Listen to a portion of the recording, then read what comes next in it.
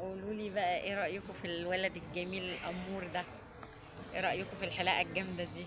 يا سكو ايه رأيكم؟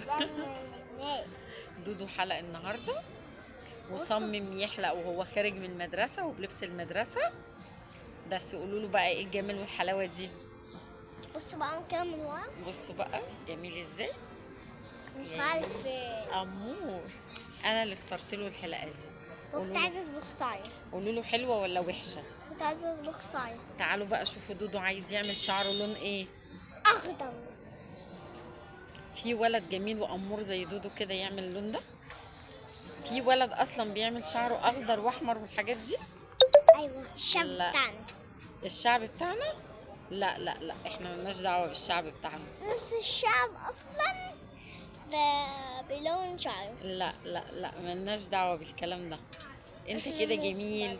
طب بص الاضاءه مخليه شعرك احمر اهو. ايه رايك؟ جميل اهو، اتسبغ من غير اي كلام.